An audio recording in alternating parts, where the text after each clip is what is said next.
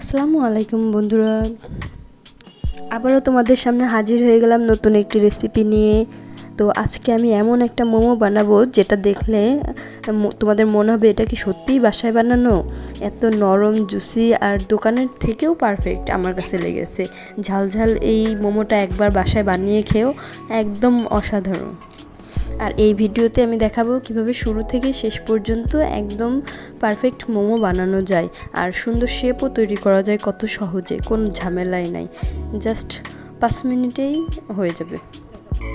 তাই অবশ্যই শেষ পর্যন্ত দেখবেন এবং চ্যানেলটি ভালো লাগলে অবশ্যই সাবস্ক্রাইব করে পাশে থাকবেন। চলুন শুরু করা যাক। প্রথমে আমি ময়দা দিয়ে একটা ডো তৈরি করে নেব। এখানে 2 কাপ ময়দা দিয়ে সাথে সামান্য লবণ আর আমি হালকা চিনি দিয়ে নিয়েছি, এটা না দিলেও আপনাদের চলবে।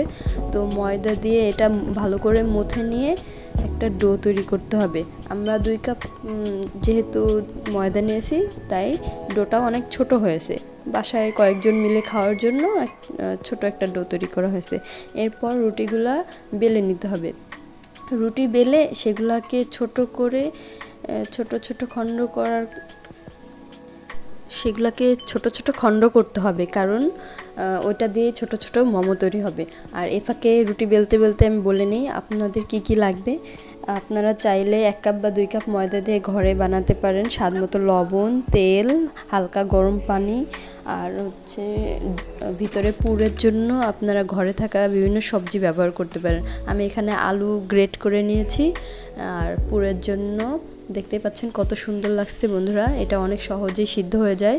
আর এর সাথে আমি ডিম আর স্বাদের মশলা, পেঁয়াজ কুচি, মরিচ কুচি আর আমাদের ঢেঁড়স ভাজি করা ছিল দুপুরের তরকারি, সেটা একটু অ্যাড করে নিয়েছি বন্ধুরা, খুব সহজেই যাতে পুরটা তৈরি হয়ে যায় কোনো রকম ঝামেলা ছাড়া। আপনারা চাইলে চিকেন দিয়েও তৈরি করতে পারবেন, কোনো সমস্যা নাই। চিংড়ি দিয়ে করতে পারবেন, যত বেশি মজাদার করতে চান তত বেশি হবে। তবে সবজি দিয়েও এটা অনেক টেস্টি হয়েছে। আপনারা চাইলে যে কোনো সময় এটা ঘরেই তৈরি করতে পারবেন, বাইরে থেকে কিছু নিয়ে আসতে হবে না, সব ঘরোয়া উপকরণ। তো আমি এটার ভিতরের পুরের জন্য দেখেন প্রথমে পেঁয়াজ মরিচ ভেজে ডিম দিয়ে ওই গ্রেট করা আলুগুলা দিয়ে একটা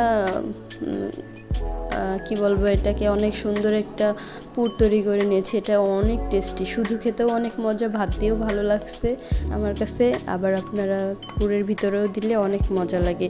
আর একটু আমি ঝালের পরিমাণটা বেশি দিয়েছি যাতে একটু ঝাল একটা টেস্ট হয়।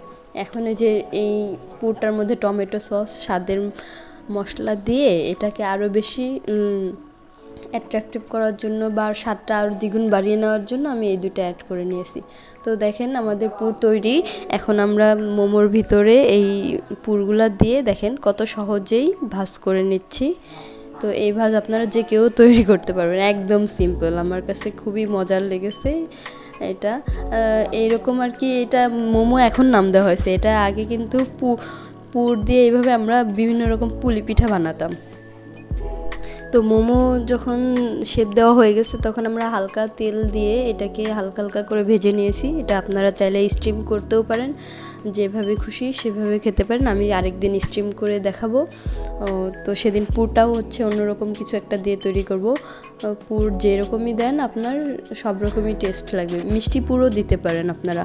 আর আপনারা চাইলে সবজি বা মাংসের পুর তৈরি করতে পারেন, যেটা দিবেন সবটাই মজা লাগে। আমার কাছে মোমো মানেই জোস।